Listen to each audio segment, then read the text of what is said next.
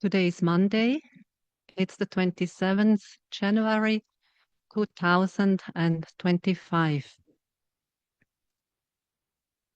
Today I will speak about the place of Metta in the teachings of the Buddha.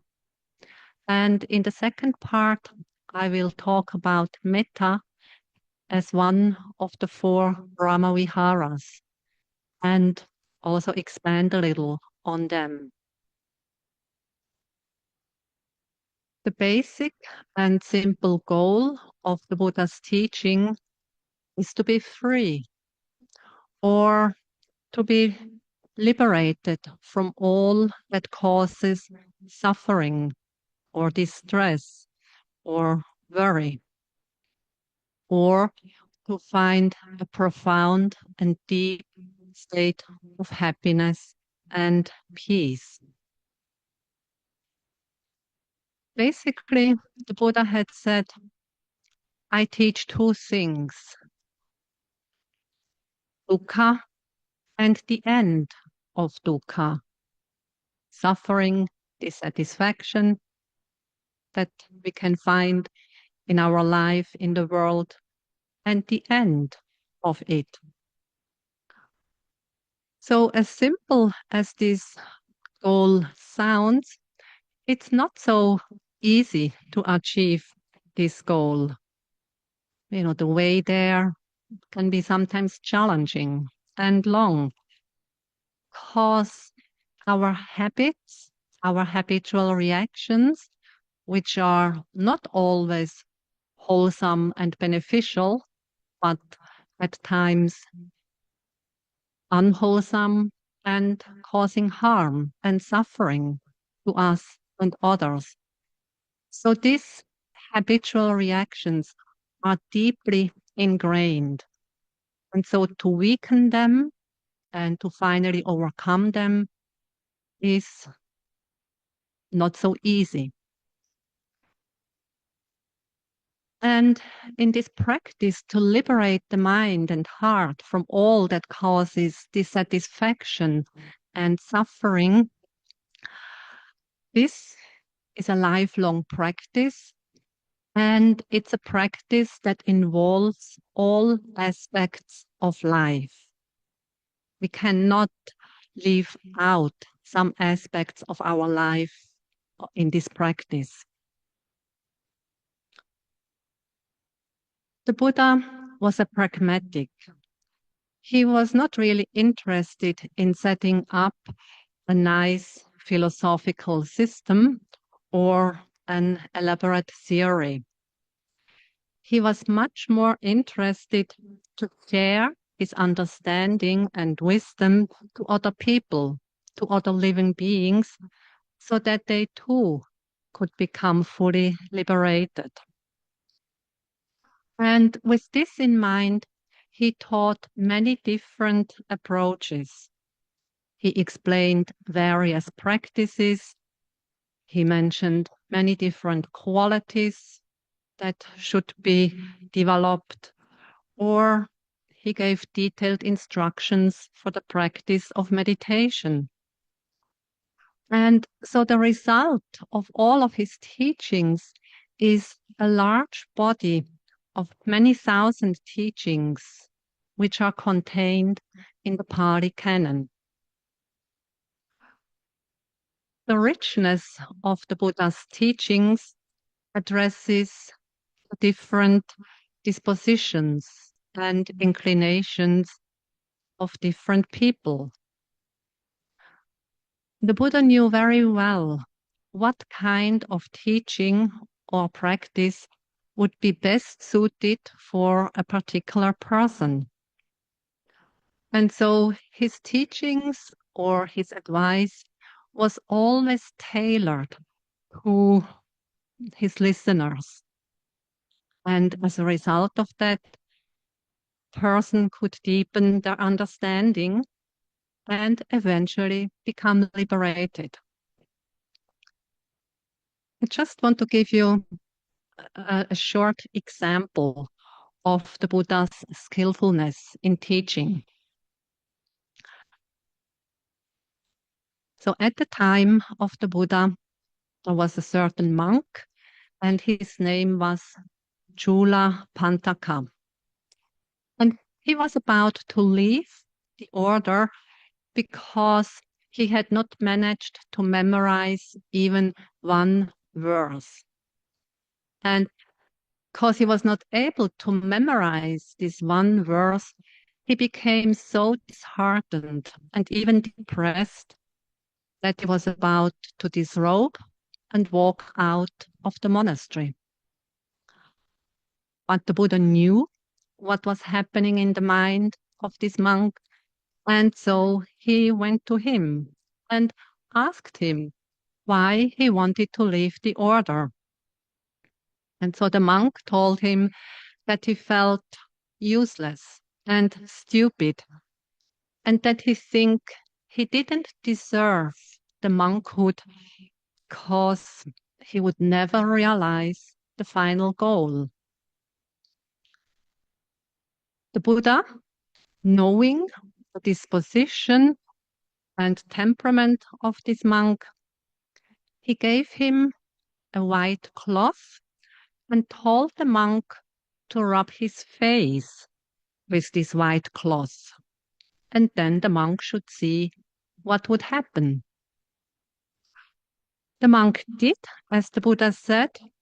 He rubbed the white piece of cloth on his face and then saw that it became dirty.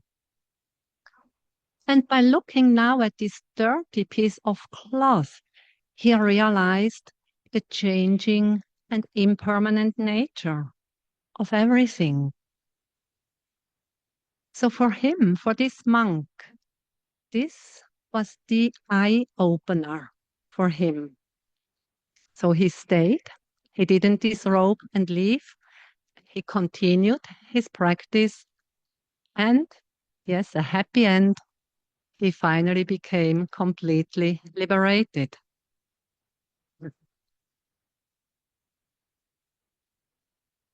Let's go back to the very simple and basic goal of the Buddha's teaching, namely the liberation of the heart and mind from all that causes grief, worry, dissatisfaction, or suffering.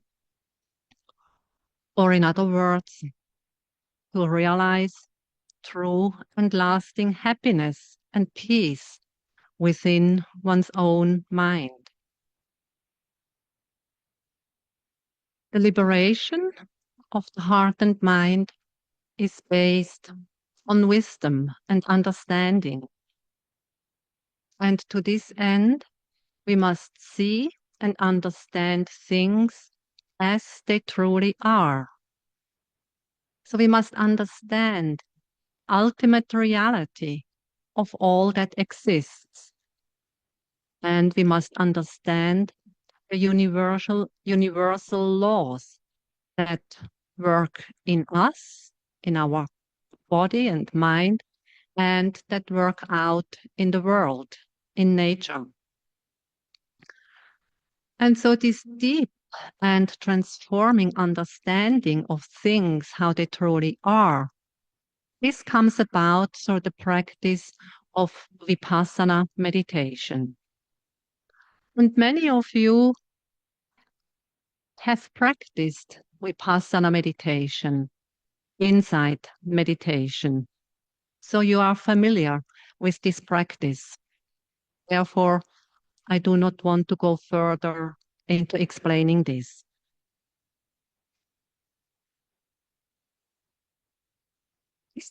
This practice of vipassana meditation that the Buddha taught is embedded in a comprehensive teaching which is laid out in the Noble Eightfold Path. Again, most of you are familiar with this. Or to put it more simply, we can say that this comprehensive teaching includes the two wings of wisdom and compassion. So as a natural result of one's deepening wisdom and understanding, one's actions will become more compassionate, they will become more kind because we understand interconnectedness with all that exists, with all living beings. However, because the defilements are so deeply rooted in our heart and mind, and because there are so strongly habitual reactions, usually our reactions are not always compassionate and kind and wholesome, but on the contrary, often these reactions are based on anger or ill will, greed, attachment, or jealousy. So, in order to weaken these unwholesome states of mind, unwholesome reactions, the Buddha taught a set of 4 qualities that are skillful, that are wholesome. And I find these 4 qualities also extremely helpful in my day-to-day life, as well as in the formal practice. And so these 4 wholesome qualities are called the 4 Brahma Viharas. These 4 Brahma Viharas, they are, as you already know, Metta, loving kindness, or benevolence, kindness. Then Karuna, compassion. The third one, Mudita, sympathetic joy. And the fourth one, Upekkha, equanimity.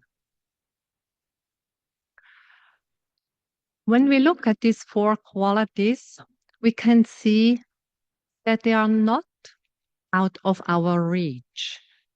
We all are, at times, kind and friendly, or we are compassionate, or we are sympathetic to the success of others. We can rejoice, or we are equanimous at times. But due to our habitual tendencies, unfortunately, we do not always react with these 4 wholesome qualities. But often, due to our habits, we fall into reactions of jealousy or anger, longing, attachment, and so on. One of the immediate benefits of these 4 Brahma Viharas is the fact that we can replace a negative reaction, let's say anger, with a wholesome state of mind. For example, with metta. So, for example, instead of getting upset at the nasty comment of my brother, I can decide to keep the anger inside and reply in a calm and kind way.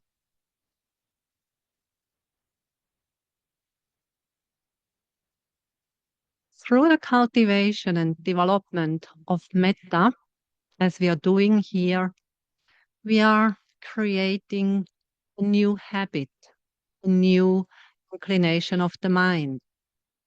And at the outset of practice, it may not be yet obvious that something is really changing or has already changed.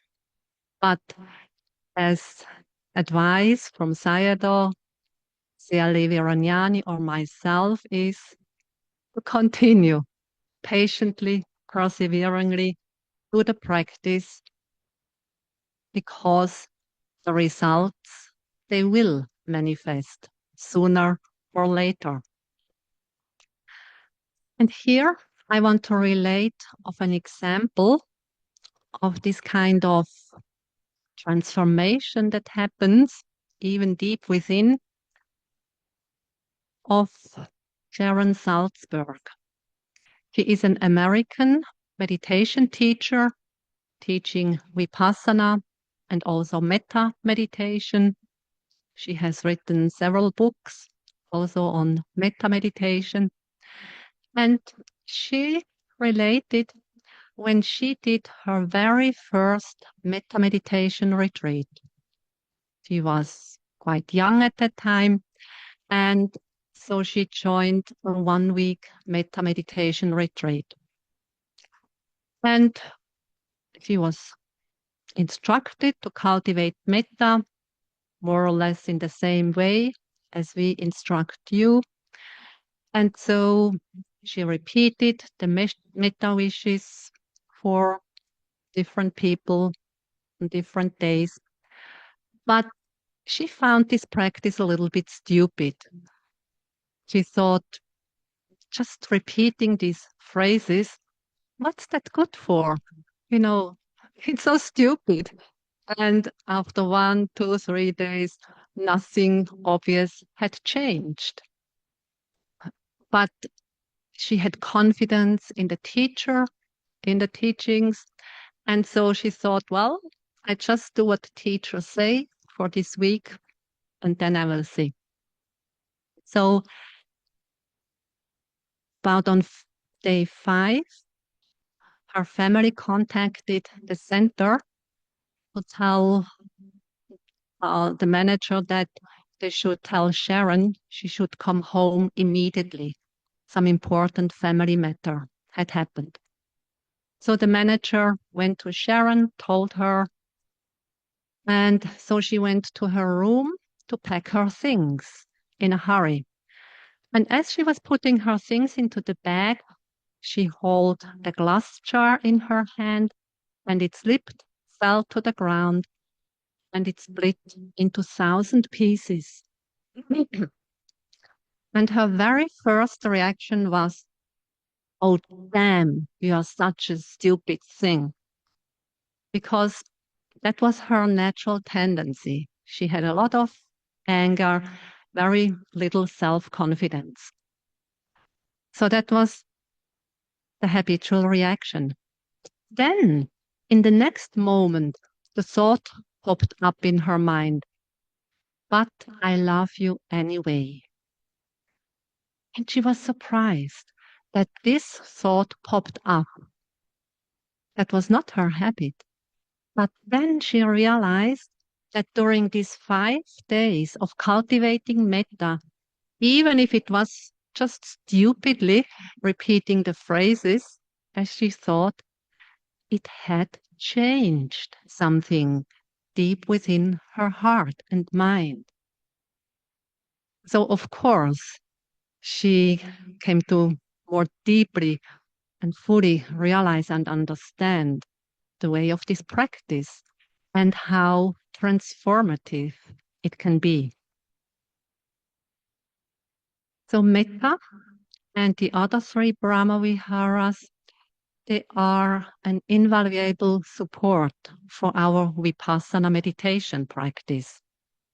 You know, both need one another. Both practices complement each other. Bhikkhu Analayo is a German monk. He is both an ardent meditator and a gifted scholar. And he has said, I actually don't see the Brahmavihara practice as something totally distant from Satipatthana practice, but I see it as a logical extension.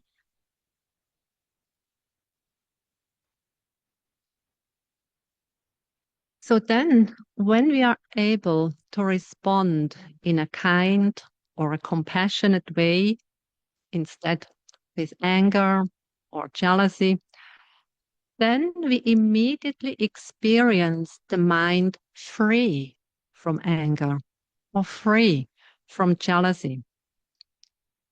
And in that moment, it can say it almost feels like in the mind of an arahant, which is free from the defilements.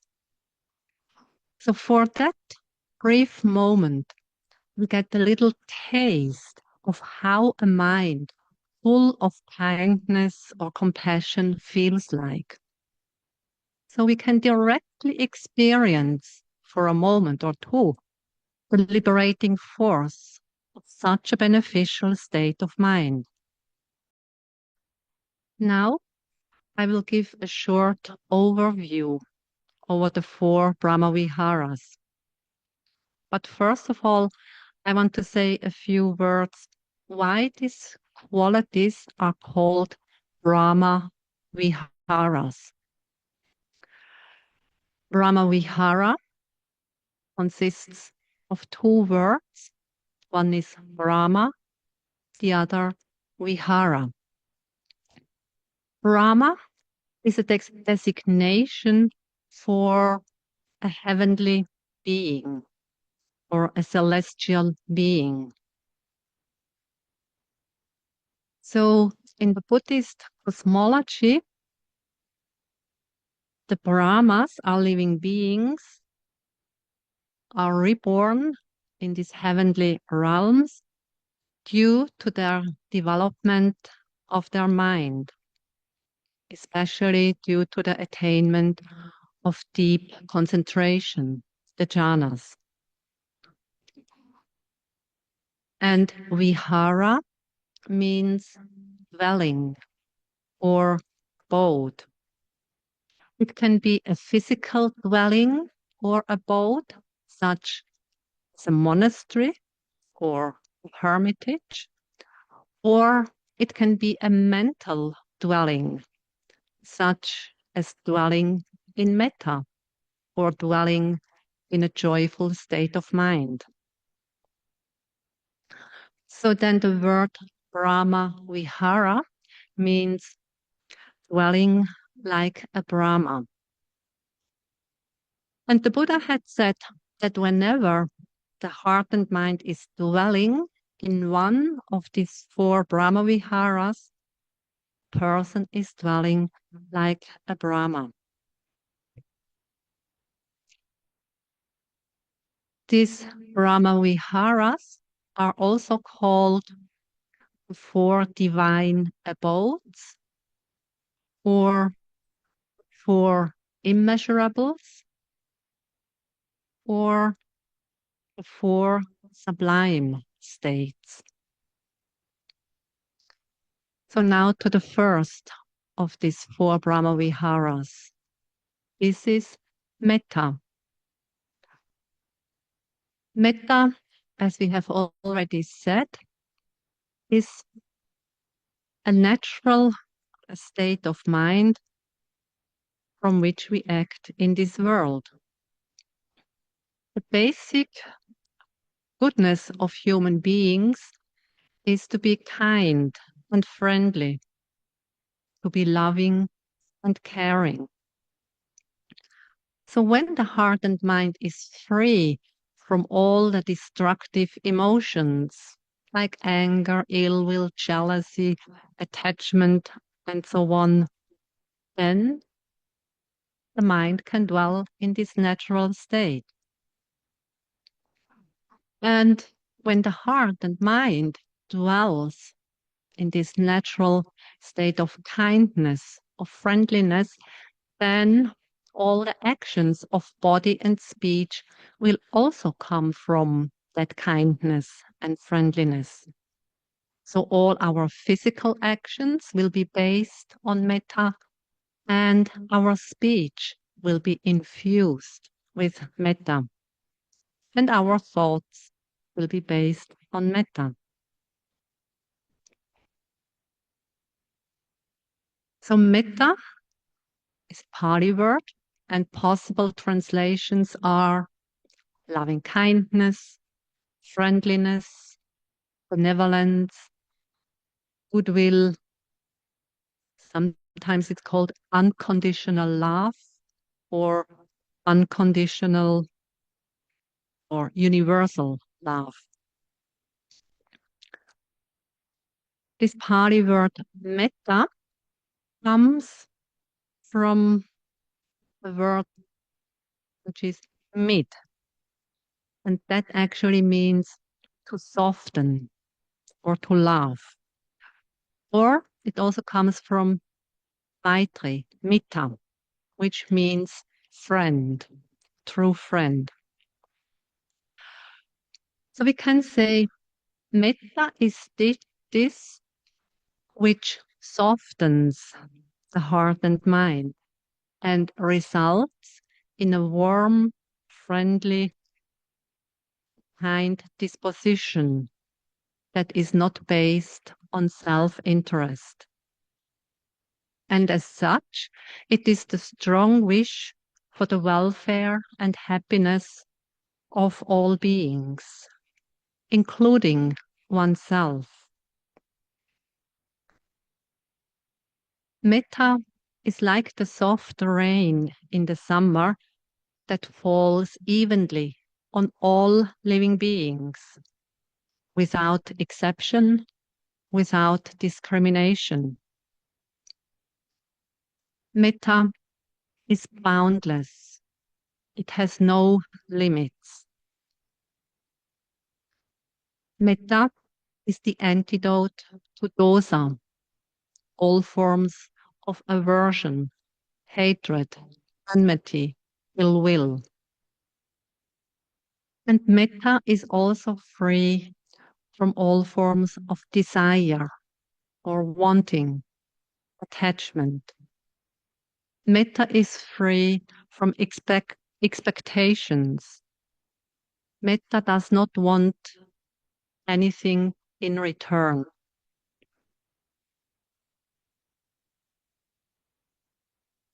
The second of these Brahma Viharas is Karuna. That's compassion. And compassion is the ability to hold the suffering of others and oneself, as well as the wish to ease the suffering or to end the distress one sees in others or oneself. Or in other words, Karuna, compassion, is not only the empathetic wish for all beings to be free from suffering, but it also includes trying to do something to ease or end the suffering whenever it's possible. Because part of the word karuna, kar, means actually to do or to make. So we see there is an active side of compassion. And this becomes also obvious in the words of the Buddha to a group of monks. He told them, after they had become fully liberated, wander forth, O bhikkhus, for the welfare of the multitude, for the happiness of the multitude, out of compassion for the world. So the Buddha did not only call his disciples to go out and spread the Dhamma out of compassion for the world, but this was also Buddha's motivation. And as we know, out of compassion, he spent 45 of his years wandering around in northern India to teach the Dhamma.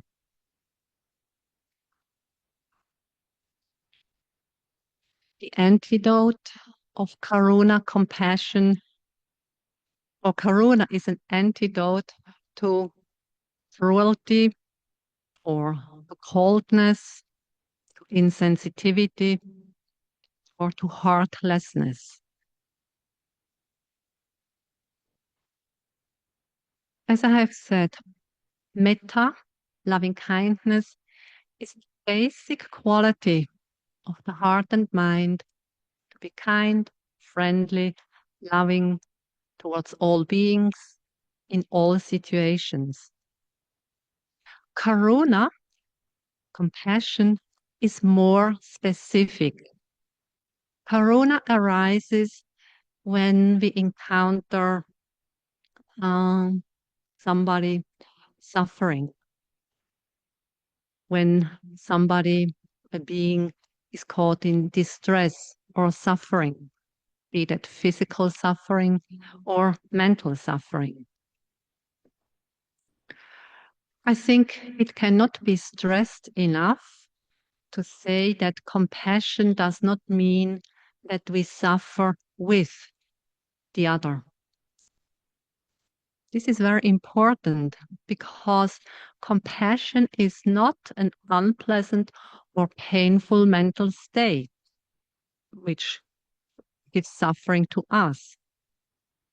On the contrary, compassion is a wholesome mental state that is open to the suffering of others, and at the same time, compassion envisions a way to relieve the suffering.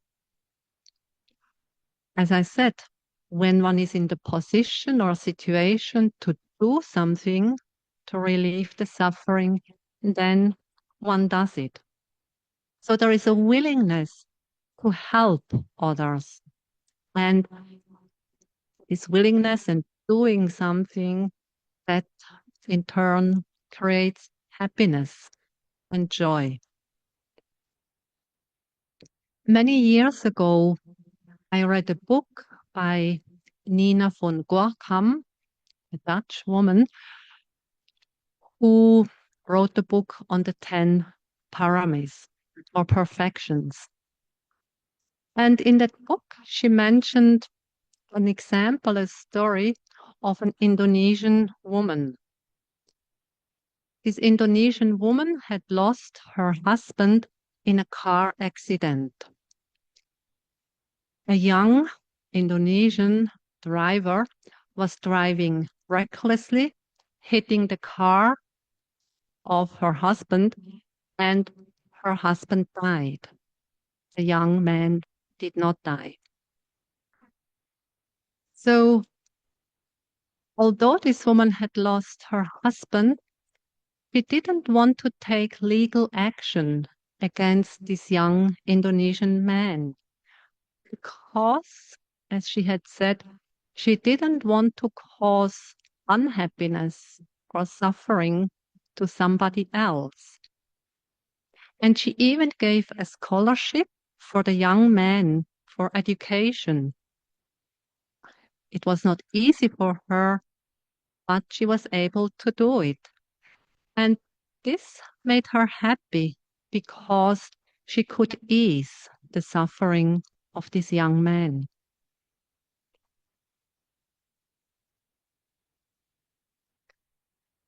And the third of the Brahma Viharas is mudita, sympathetic joy. And this means the ability to rejoice in the virtues or success of others. So whereas compassion is directed towards beings who are suffering, sympathetic joy is directed towards beings who are doing well, who are successful, or who are healthy, who are happy. So we see mudita, like karuna, is also more specific than metta. But mudita is also based on metta, but directed at the person who is doing well, being happy, being healthy.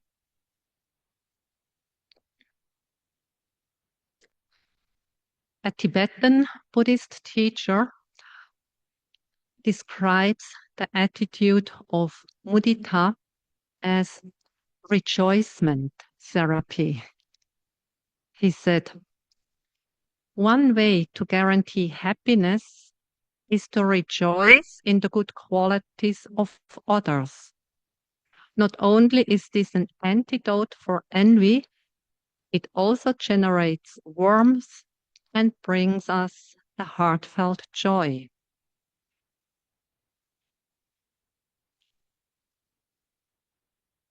So, mudita, sympathetic joy, is an antidote to envy or jealousy or discontent. Then the fourth of these Brahmaviharas is upekkha or equanimity.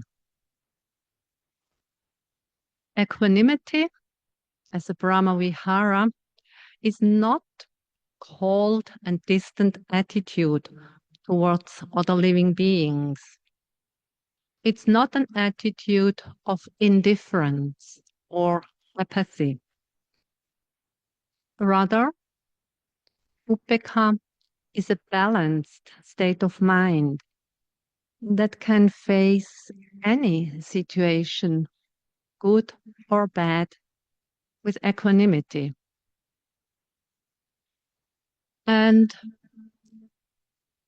as karuna and mudita, upekkha is also based on metta.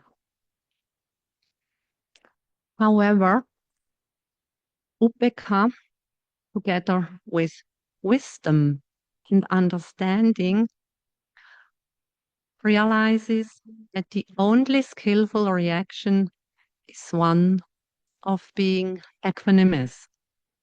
This means when it is not possible or not appropriate to react with either metta or karuna or mudita, then one can face the situation with a balanced state of mind, which is equanimity.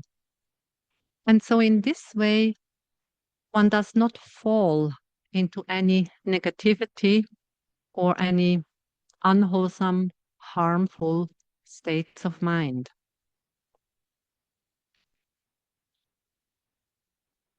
In 2001, when there were the terrorist attacks on the two World Trade Centers in New York, so what has become the 9/11 events, I was in Burma practicing meditation at the center of Sayadaw U Janaka.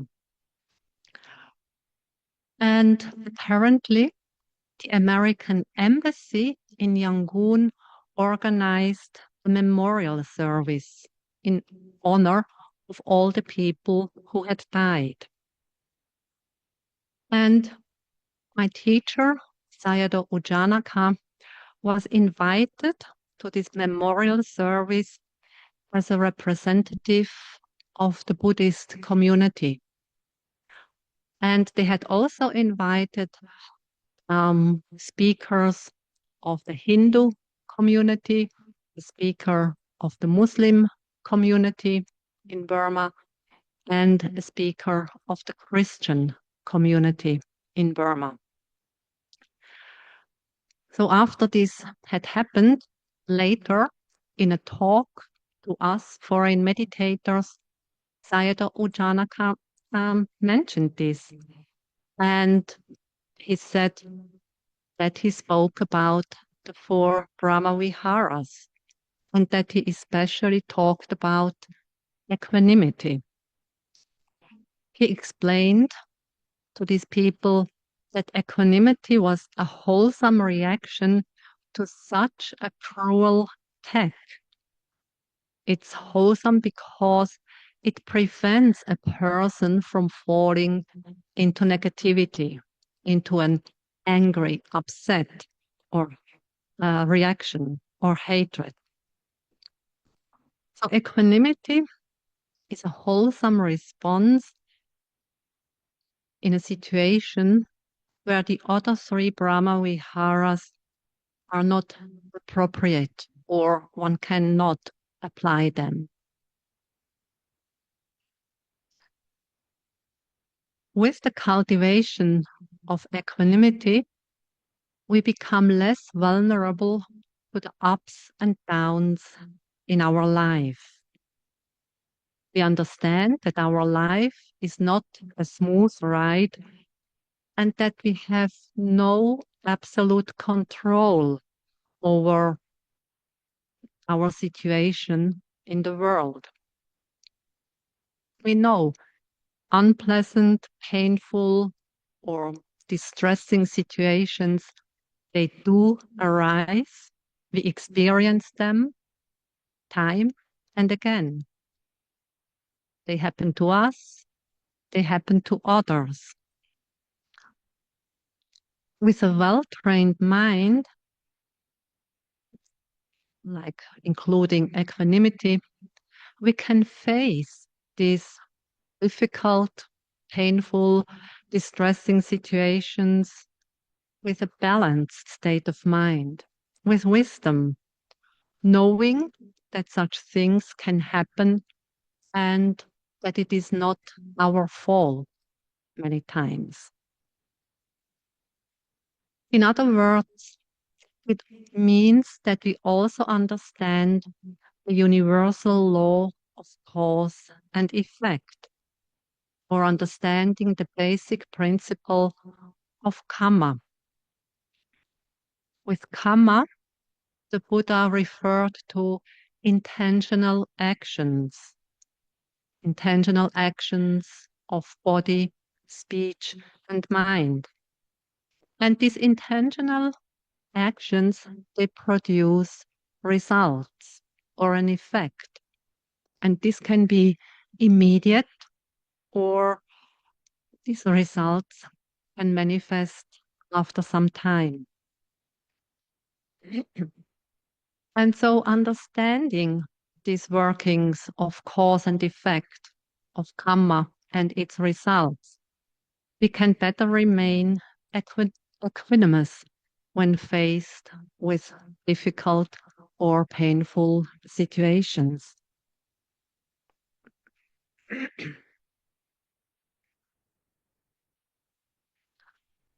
As we can see, these four Brahma Viharas are incredibly helpful and beautiful states of heart and mind. And I think our life would surely look different if only we could be kind and compassionate and rejoiceful and equanimous all the time in dealing with others and the situations in this world. And moreover, so the whole world would look different if all people could be all the time loving, compassionate, rejoicing at the good fortune and successes of others, or being equanimous. You know, this would be quite a revolution. So even without the practice of vipassana meditation, where we try to weaken and completely overcome the defilements. So even without the practice of vipassana meditation, people would be so much happier and content, if these defilements could be replaced with these wholesome, beautiful states of Brahma Vihara. So everybody would be less suffering, would be less in distress. So these qualities of the Brahma Viharas, the Metta, Karuna, Mudita, and Upekkha, should be cultivated until they become deeply rooted in the heart and mind. And this will definitely lead to a deep transformation of the mind. This will have far-reaching effects not only for ourselves, but for others as well. So here we are now engaging in the practice of metta meditation, cultivating this quality of kindness, friendly, benevolence, which is the base of all these four Brahmaviharas. And so to make this base very strong and powerful, this is a very noble endeavor. The fact that you have decided to come here and to be here, engage in this practice, is so heartening because when we look around in this world, there is so much distress and suffering and hatred and jealousy and so on. And so by strengthening this quality in yourself and then manifesting it as you go out into this world after the retreat, so this will have ripples on other people, other beings. So then each of you is like a little shining light, bringing a bit more kindness or compassion or sympathetic joy, equanimity into this world. And with this, transforming the world. I will close this talk with the words of a Tibetan Buddhist teacher. The four boundless qualities cannot fail to cause a genuine altruistic attitude. It is therefore vital to cultivate them until they have truly taken root in us. Thank you for your kind attention. And with this, we can continue with this noble practice.